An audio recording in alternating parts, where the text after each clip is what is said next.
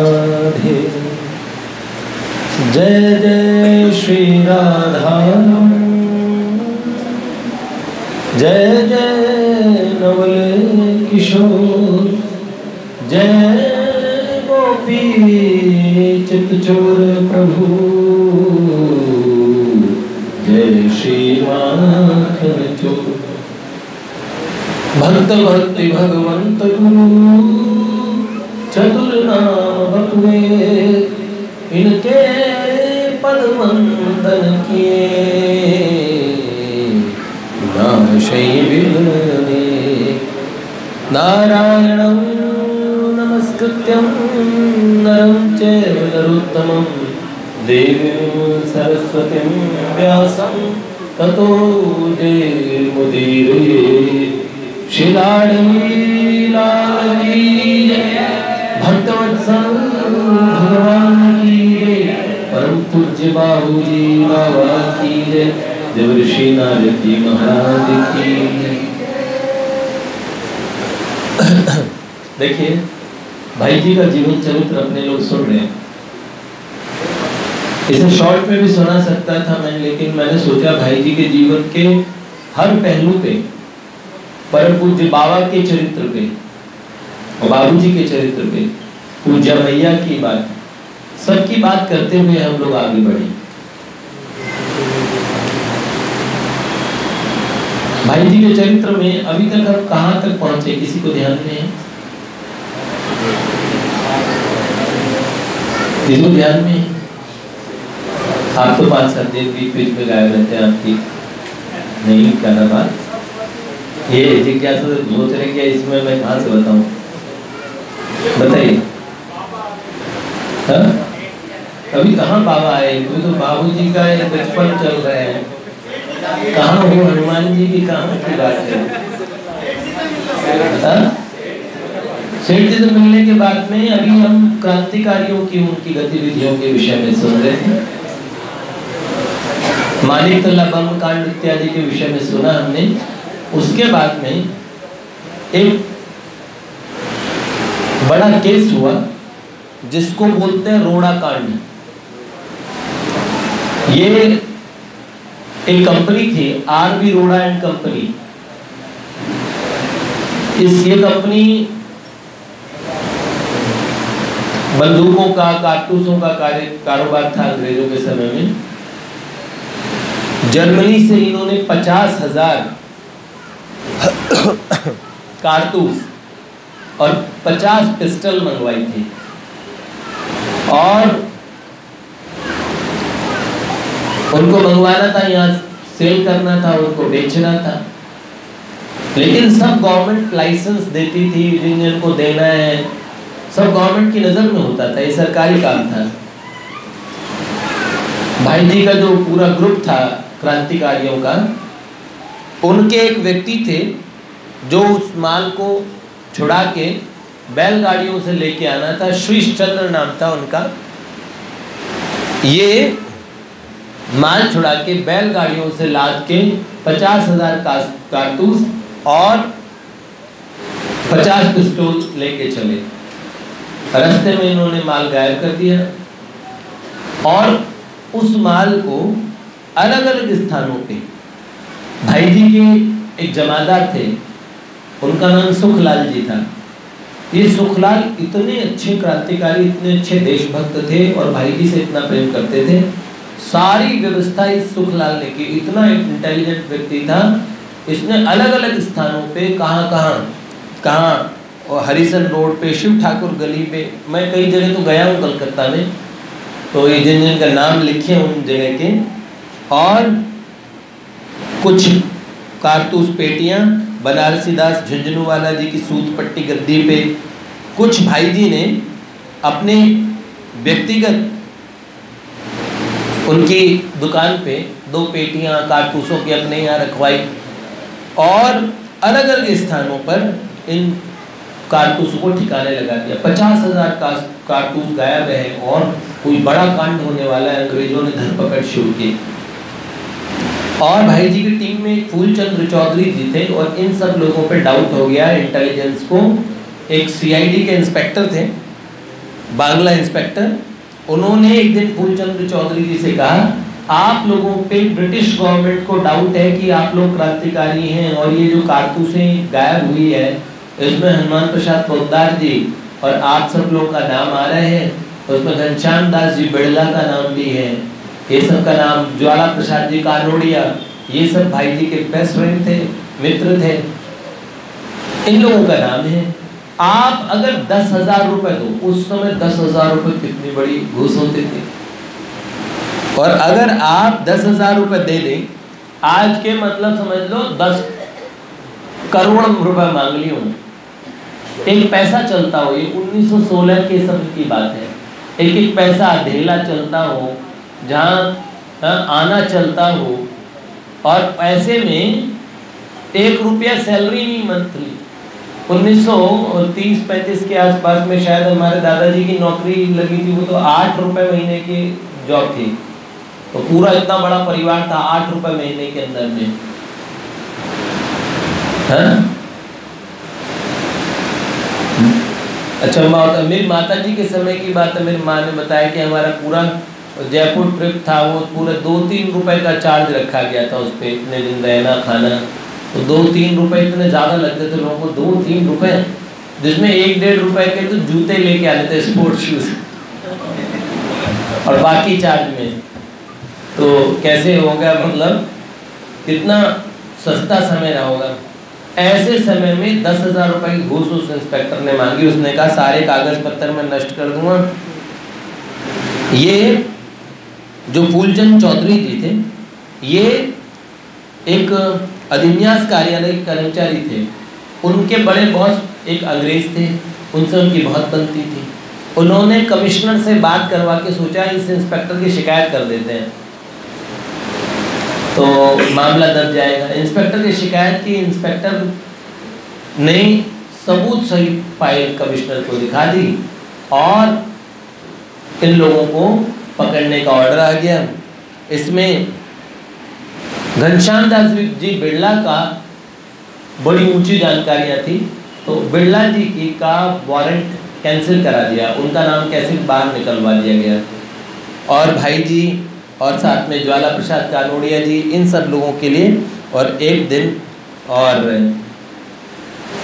Police वालों ने छापा मारा और इनको गिरफ्तार कर लिया। सबसे पहले इनके घर में जब पुलिस वाले आए तो इनको, जैसे राजद्रोही जितने भी होते थे, क्रांतिकारी वगैरह होते थे या जो बंदी होते थे, इनको पहले डुरांडा हाउस नाम की एक जगह पे रखा। भाई जी ने उस दिन वहाँ भोजन करने के लिए मना कर दिया, तो फिर बाद में जेलर वगैरह को मन में सहानुभूति होती थी क्योंकि इंडियन होते थे, तो उन्होंने कहा ये लोग आचार विचार का ध्यान रखने वाले, यहाँ का गंदा खाना खाएंगे नहीं। तो उन्होंने कहा 1 रुपये आप दे देंगे तो ये एक कर्मचारी आपके घरों से खाना ले आएगा। तो 2-3 दिन वहाँ पे वो इनके लिए भोजन की व्यवस्था जेलर वगैरह ने करने में छूट दी। इसके बाद में अलीपुर जेल में रहे। देखो अलीपुर जेल वैसे भी प्रसिद्ध है। महर्षि अरविंद को अलीपुर जेल में जब उनको क्रांति का और उस समय और एक केस में उनको अलीपुर जेल में बंद किया गया। अलीपुर जेल में भगवान श्री कृष्ण ने दर्शन दिए थे महर्षि अरविंद को। महर्षि अरविंद को भगवान मिले अलीपुर जेल में। अलीपुर जेल के पास से एक बार मैं निकल रहा था कलकत्ता में, फिर जब मेरे को किसी ने बताया और कि ये अलीपुर जेल है, तो फिर तुरंत स्मृति में आया, देखो अलीपुर जेल में महर्षि अरविंद रहे, इसी जेल में उन्हें भगवान के दर्शन हुए। वो जेल भी साधारण स्थान नहीं था। तो अलीपुर जेल में रहे वहाँ पे, और इनके मतलब कोठरी थी और कोठरी में सब अलग अलग कोठरी में इनको रखा गया। और वहाँ पे भी इनको यही बात थी कि भोजन की व्यवस्था कैसे हो। वहाँ पे भी इतनी छूट मिल गई उस समय कि घर से भोजन की व्यवस्था हो सकती है। सिर्फ मन में एक बात थी कि अब भाई जी के घर पे था कौन। ऐसा समाज ने बहिष्कार किया, लोग मतलब के साथी होते हैं, तो अधिकांश लोगों ने कि भाई अंग्रेजों के डर से इन लोगों से हमारा कोई कांटेक्ट नहीं है।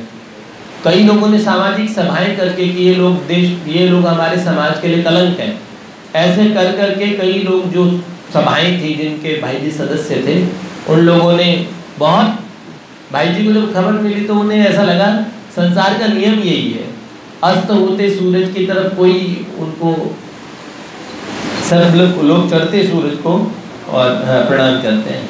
ठीक ऐसी बात उनके मन में आई कि कोई बात नहीं है, संसार का चलन है। बस उन्हें मन में चिंता हुई कि उनकी बूढ़ी दादी, घर में उनकी युवा पत्नी, उनकी एक बहन है, इन लोगों का अकेले घर में इनका पालन पोषण कौन करेगा। ये जब चिंता हुई मन में तो सोचा, पहली बार मन के अंदर में चिंता इतनी ज्यादा हुई कि घर का भी सोचना है, भारत माता के बारे में भी सोचना है, तो क्या करूं। जब चिंता हुई तो घर वालों की चिंता के लिए उस समय हारे को हरिनाम, भाई जी को उस समय नामाश्रय का और सबसे बड़ा अनुभव हुआ। और एक सिपाही था, उससे कहा भैया मेरे लिए माला ला दोगे। उसने कहा बाहर से माला लाना अलाउड नहीं है। उस पहरेदार ने कहा, यूपी का था और ब्राह्मण था वो जो व्यक्ति, उसने कहा कि मैं एक युक्ति बता सकता हूँ कि किस तरीके से नाम जप कर सकते हो बिना माला के। तो उसने कहा देखिए, आप लोग आप अपने हाथ पे उंगली पे गिने, हरे राम राम राम हरे हरे, हरे कृष्ण कृष्ण कृष्ण हरे हरे। एक मंत्र हो गया, 2 हो गया, 3 हो गया, उंगलियों पे गिनते रहिए, 108 हो जाए। उन्होंने एक कील दी, ये कील लो और दीवार पे एक लकीर खींच दो। जब 108 बार हो जाए तो मतलब 1 माला, 2 माला, तो इस तरह 16 लकीरें खींच दो छोटी छोटी सी, तो 16 माला। तो आप इस युक्ति से जप करो। भाई जी ने जप किया और जप के परिणाम स्वरूप जो भगवान के नाम का प्रसाद होता है, अंतर की शांति, निर्भयता, बड़े भगवान की कृपा से सारी व्याकुलता दूर हो गई, मन शांत हो गया। उस समय से भाई जी ने नाम जप को अपने जीवन में दृढ़ता से उतारना प्रारंभ कर दिया। गिरफ्तारी की ऐसी प्रतिक्रिया हुई कलकत्ता में, कई न्यूज़पेपर्स ने नहीं छापा, लेकिन कलकत्ता समाचार नामक एक न्यूज़पेपर ने बहुत अच्छे से छापा और कहा कि इन सम्मानित लोगों को जेल में क्यों बंद किया गया, सरकार को संयम बरतना चाहिए। और गणेश शंकर विद्यार्थी जी का नाम सुना होगा आपने, कानपुर में बहुत अच्छे स्वाधीनता स्वतंत्रता सेनानी रहे हैं। गणेश शंकर विद्यार्थी जी ने प्रताप नामक न्यूज़पेपर में इन लोगों के किस्से छापे और कहा कि ये लोग देश का गौरव हैं और बड़ी प्रशंसा की। समाज के कई लोगों ने जो अंग्रेजों के से डरते थे, भाई जी की टीम थी ना, यंग लड़कों की टीम थी, तो ये लोग जो बूढ़े बूढ़े लोग थे वो उनको अंग्रेज गवर्नमेंट राय बहादुर उपाधि देती थी। जो अंग्रेजों के फेवर में काम करते थे उनको सर राय बहादुर ऐसी ऐसी उनको उपाधियां मिलती थी। तो वो जो टीम होती थी वो लोग ना अंग्रेज गवर्नमेंट के पक्ष में रह के समाज सुधार वगैरह किया करते थे, वो बूढ़े लोगों की पार्टी। और ये जवान लोग ये अंग्रेजों से मुक्ति चाहते थे, स्वतंत्रता चाहते थे। तो ये जो बूढ़ों की टीम थी ना, ये लोग अचकन पहना करते थे, नीचे चुस्त पजामा, ऊपर पगड़ी। तो इनको ये यंग लड़के चपकन पार्टी नाम से चिढ़ाया करते थे कि चपकन पार्टी चपकन पार्टी। तो वो चपकन पार्टी के सारे लोग थे ना, वो वैसे ही इन जवान लड़कों से चिढ़े बैठे थे। तो उन्होंने स्वभाव कर करके भाई जी ने एक जगह एक साहित्य संवर्धन सभा से गीता जी छपवाई थी उस समिति की, वो सारी गीता जी उन्होंने जला दी विरोध करने के लिए। तो और उसके बाद में पश्चिम बंगाल गवर्नमेंट ने बहुत कोशिश की कोई सबूत मिल जाए, बड़ी इंटेलिजेंस लगाई गई, लेकिन इन लोगों के अगेंस्ट में सबूत नहीं ढूंढ पाए। तो फिर गवर्नमेंट ने उनको आदेश भेजा कि बांकुड़ा से दूर, बांकुड़ा जिला है, बांकुड़ा जिला के से थोड़ी दूर उसी जिले के अंदर शिमलापाल नाम की जगह है, एकदम ग्रामीण क्षेत्र, जहाँ 10, 15, 20, 50 घर होंगे मुश्किल से, ऐसे एकदम देहातियों में जहाँ पे बांग्ला समझते हैं सिर्फ लोग, वहाँ जाके रिपोर्ट करो और हनुमान प्रसाद पोद्दार आपको वहाँ पे जाके और नज़रबंदी की जिंदगी जीनी है। उस क्षेत्र में रोज वहां के थाने को आपको रिपोर्ट करना है, थाने से थोड़ी दूर पे आप रहोगे और आपको उस गांव से बाहर निकलना नहीं।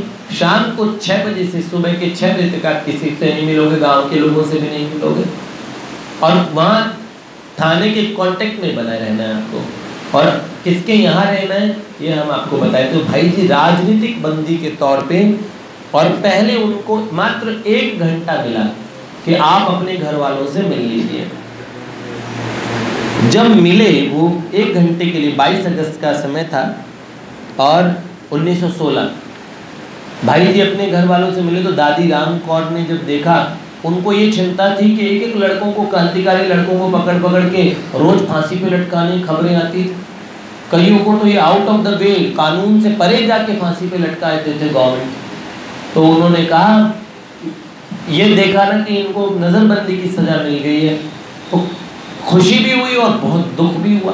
1 घंटे का समय दादी रोने लगी। उन्होंने कहा, भाई जी को मन्नू कहते थे, तो कह रहे देखो मेरा मन्नू का रंग कितना सांवला हो गया और बड़ा देखो, बड़ा अपने बस मन के अंदर भगवान से ये धन्यवाद ज्ञापन भी किया कि मेरा बच्चा, मेरा परिवार का ये एक जो हमारी आशा है ये सुरक्षित रह गया। भाई जी की धर्म पत्नी थी, उन्हें भाई जी से मिलना था, परिवार की, समाज की बहुत बातें कहनी थी कि लोगों ने ऐसा, लोग हमारे पास मिलने नहीं आते। अधिकांश लोगों ने हमारे पास में मैसेज भेज दिए कि आप लोग हमसे मिलना मत, वरना अंग्रेज समझेंगे कि हम लोग भी आपसे मिले हुए हैं। इस तरह मात्र ऐसे समय में एक व्यक्ति जो ना गवर्नमेंट से डरते थे, ना सरकार से डरते थे, हाँ, और न समाज से डरते थे, वो थे जो उनसे रेगुलर उनके परिवार की खबर रखते रहे, उनसे मिलते रहे बीच बीच में जाके। वो थे परम पूज्य पाद सेठ जयदयाल गोयनका जी, जो गीता प्रेस के संस्थापक थे। तो उन्हें कोई चिंता नहीं थी। सेठ जी इनका ना राजनीति से कोई लेना देना था। उस समय भी उन्हें भगवान के दर्शन और 21 वर्ष की आयु में ही हो गए थे। वो भगवान का ही काम करते थे। उन्होंने भाई जी को भी ये कहा, अब ये राजनीति छोड़ो, लेकिन भाई जी के तन बदन में देश प्रेम कूट कूट के भरा था। उन्हें तो सब, अब देखिए भारत का, अब इसमें आप इस चरित्र को सुनेंगे तो आपको पता लगेगा। देखो सुभाष बाबू पक्के दोस्त, डॉक्टर राजेंद्र प्रसाद पक्के भाई जी के फैन, मतलब समझ लो अनुयायियों की तरह, गोविंद वल्लभ पंत जी, महात्मा गांधी से पहले ही जब भारत में आंदोलन शुरू हुआ भाई जी उसमें थे, महात्मा जी का स्वागत करने वालों में से। राष्ट्रीय स्वयंसेवक संघ के जो पूज्यपाद द्वितीय सर संचालक जी श्री गुरु जी, उनसे भाई जी की परम मैत्री। कौन थे? देश बंधु चित्तरंजन दास जी से लेके लाला लाजपत राय जी, बाल गंगाधर तिलक जी एक दिन रोने लगे भाई जी के पास में, जब भाई जी बॉम्बे में रहे थे। तब उन्होंने कहा कि मैंने एक दूसरी पुस्तक लिखी है, मेरी जीवन की एक बहुत बड़ी गलती हुई कि मैंने गीता रहस्य इत्यादि पुस्तकों में लिख दिया कि आर्यन वर द इन्वेडर्स, कि आर्य बाहर से आए। ये मेरी गलती है, मैंने अंग्रेजों की और शोध को सच मान के लिख दिया, लेकिन मैंने दूसरे प्रमाण ढूंढे। आर्य तो इसी देश के थे, हमारे मूल भारत के थे। अंग्रेजों ने हमें ये सिखाने के लिए किया कि तुम लोग भी हमारी तरह बाहरी हो, ताकि हमारे देश में इस भारत माता के प्रति प्यार खत्म हो जाए। हमें भी कहेंगे तुम भी तो बाहर से आके तुमने कब्जाया है। ये बात अंग्रेजों ने भरी थी। और हमारे कई लोग सुधारवादी जो कहे जाते हैं, तो लाल लाल पाल तीनों से भाई जी का संबंध। और ये भाई जी नाम ये दिया गया है महात्मा गांधी जी के द्वारा। भाई जी वो हमेशा कहते थे भाई जी श्री हनुमान प्रसाद पोद्दार जी हैं, और भाई जी उन्हें कहते थे महात्मा जी हैं। तो अब भाई जी बहुत सारी बातों में असहमत थी गांधी जी से, जो क्रांतिकारियों की, नॉर्मली सारे क्रांतिकारी गांधी जी का सम्मान करते थे, लेकिन सारे गांधी जी का विरोध भी करते थे। कुछ कारण से कई बातों पे विरोध था। भाई जी 1 घंटे के उस पीरियड में अपने घर वालों से मिले, सारे परिवार की व्यथाएं, भावी जीवन की प्लानिंग सारी अनकही रह गई। और बांकुड़ा में यद्यपि सेठ जी, मौसेरे भाई थे भाई जी के, सेठ जी का बहुत बड़ा बिजनेस था बांकुड़ा में, लेकिन नज़रबंदी में सबसे मिलना मना था, और बांकुड़ा में भी नहीं, बांकुड़ा से दूर बैलगाड़ी से आते थे शिमला पाल। भगवान ने चाहा तो इस बार एक ट्रिप बना था शिलोंग। शिलोंग प्रभु जी कहाँ? मेघालय में।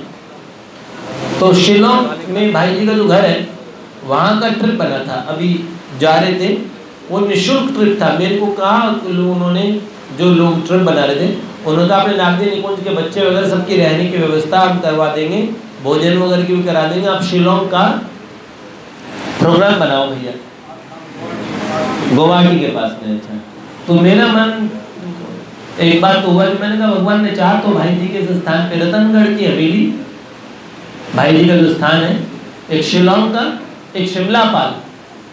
शिमला पाल में श्री नारद भक्ति सूत्र पे टीका लिखी थी भाई जी ने। तो शिमला पाल में नजरबंदी, ये देखिए, ये एक ऐसा एपिसोड है भाई जी के जीवन का जिसमें उनके जीवन में आध्यात्मिक साधना का ऐसा सूत्रपात हुआ।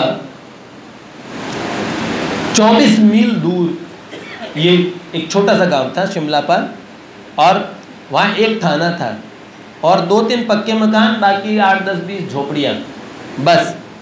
और बांकुड़ा से कच्ची सड़क जाती थी, यात्रा का साधन केवल बैलगाड़ी थी। रात्रि के 10 बजे कुछ खाने पीने का सामान साथ लेकर बैलगाड़ी पर बैठकर भाई जी शिमला पाल के लिए प्रस्थान किया उन्होंने, और 10 बजे वो वहाँ पहुँचे, सीधे थाने पर गए। तो उस समय थाना जो था शिमला पाल का, एक थानेदार साहब थे, एक चेयर थी, बाकी कंबल पे 5-7 कांस्टेबल बैठे थे।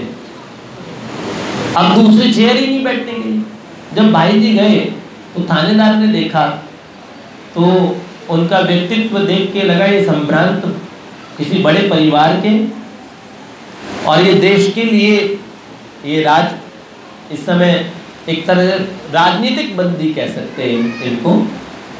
तो इंडियन थी ना जो थानेदार वगैरह, उनके मन में सम्मान तो होता था इन क्रांतिकारियों के लिए, इनके लिए, लेकिन गवर्नमेंट से दबे हुए थे, गवर्नमेंट के मुलाजिम थे। तो उन्होंने भाई जी को देखा तो कि इन्हें संकोच है नीचे बैठने में, तो थानेदार साहब ने हाथ पकड़ा और थानेदार साहब भी बैठ गए नीचे। उन्होंने कहा देखिए भाई साहब, हमारे यहाँ 2-3 कुर्सियाँ और है, पर अधिकारी वगैरह आते ना, हमने ताले में रख बंद कर रखी है। तो अधिकारी वगैरह आते तो हमको कुर्सियाँ धूल झाड़ के उनको बिठाते हैं। अब एक ही कुर्सी है ये थानेदार के बैठने के लिए, अब दूसरी कैसे करें? तो हम दोनों ही इस पर बैठ जाते हैं।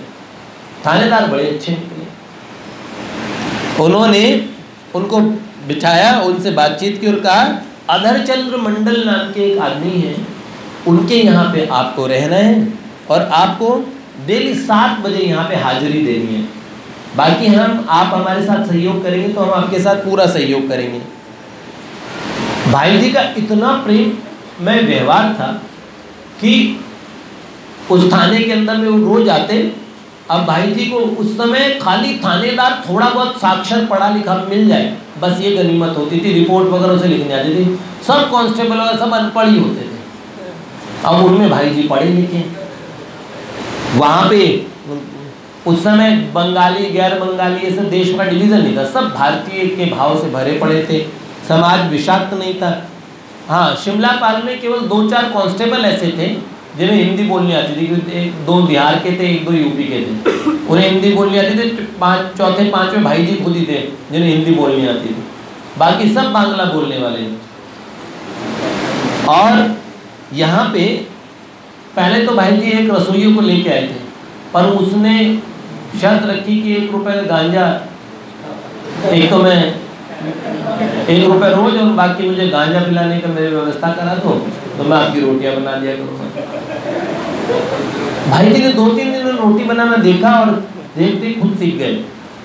फिर उन्होंने रोटी खुद ही बनानी शुरू कर दी। सरकार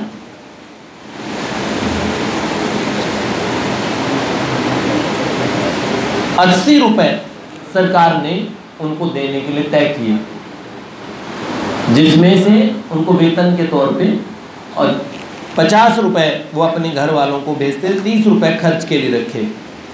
और अपना काम फिर उन्होंने रसोइये को विदा किया और स्वयं करना शुरू कर दिया। अधिकारियों से काफ़ी अच्छी मैत्री हो गई। दूसरे थानेदार आए, पहले वाले भी अच्छे थे, दूसरे राजा राम मंडल नाम के थानेदार आए, उनसे भी अब भाई जी क्या करते हैं, सारे पत्रों का जो थाने में पत्र आते हैं उनका उत्तर लिखते हैं।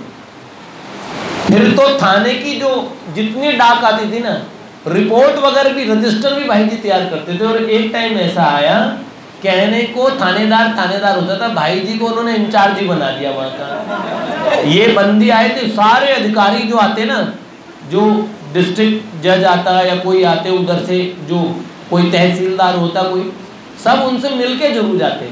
इंडियन लोग जो थे, हर रोज सरकार के पास उनकी अच्छी रिपोर्टिंग जाने लगी। और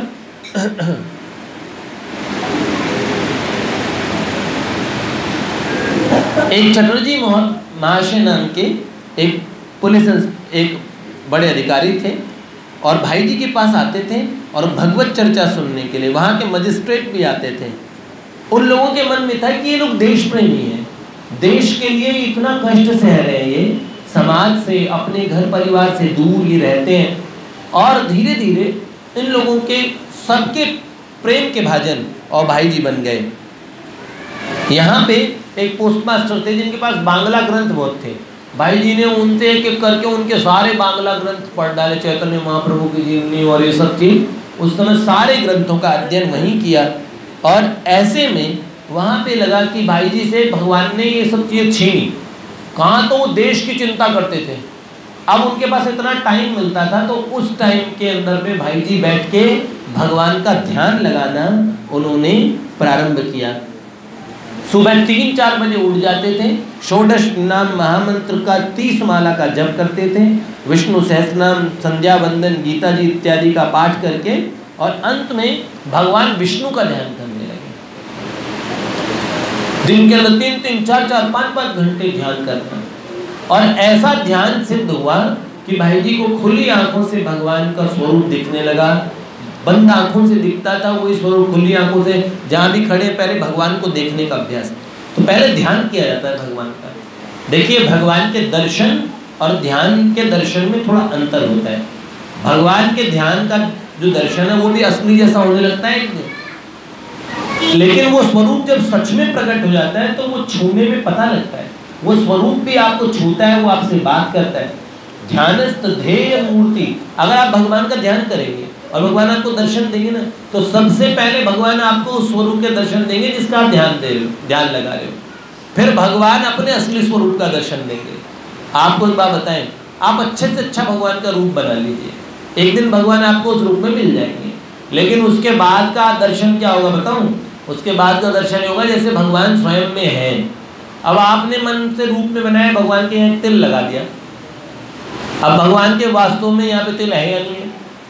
अब भगवान जब प्रकट होंगे तो वैसे ही प्रकट होंगे ना, तो पहले तो आपके सामने तिल वाले भगवान प्रकट हो जाएंगे, और उसके बाद में जब प्रकट होंगे अपने स्वरूप में, वो स्वरूप ऐसा होता है, इतना सुंदरता आप लोगों ने कभी देखी ही नहीं होगी। ऐसा ऐश्वर्य, ऐसा स्वरूप, ऐसा उनका औदार्य, भगवान के जो षडैश्वर्य, सारे जो गुण हैं, षडैश्वर्य है जो भगवान में, वो उसकी हम कल्पनातीत है, कल्पना से परे। कहाँ तक कल्पना घोड़े दौड़ाएं तब तक भी हम वहाँ नहीं पहुँच सकते। और ऐसे भगवान असीम सौंदर्य सागर हैं, ऐसे भगवान जो माधुर्य के महासागर हैं, उनका जो वास्तविक दर्शन होता है सो अलग होता है।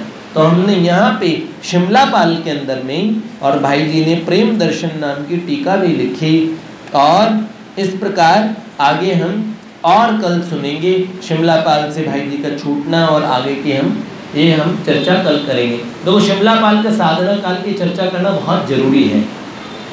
उसके बाद में हम भाई जी का रतनगढ़ जाना, बॉम्बे जाना, और फिर कैसे कैसे धीरे धीरे उन्हें भगवान की प्राप्ति कैसे होती है, ये सारी बात। तो ये सारी बातें इससे पहले बस साधन अवस्था भी तो सुननी चाहिए। अच्छा, आपको भगवान मिलेंगे आपके जीवन में, निश्चित मिलेंगे, जो भगवान के इस मार्ग पे चलते उन्हें मिलते हैं। लेकिन जिन्हें मिलेंगे उससे पहले क्या ये चर्चा नहीं होगी आपके जीवन में कि आप नारदी निकुंज के मंदिर में आके ध्यान लगाते थे? सही है, क्यों भैया? जय जय श्री राधे कीर्तन करते थे, आया करते थे। ठीक है, आपको समझाना पड़ता था किसी ढोलू मंदिर रोज आओ, तब ये समझा, फिर उसके बाद में भगवान की प्राप्ति हुई। तो कितनी चीज समझानी पड़ी, तब बात समझ में आई ना। जय जय।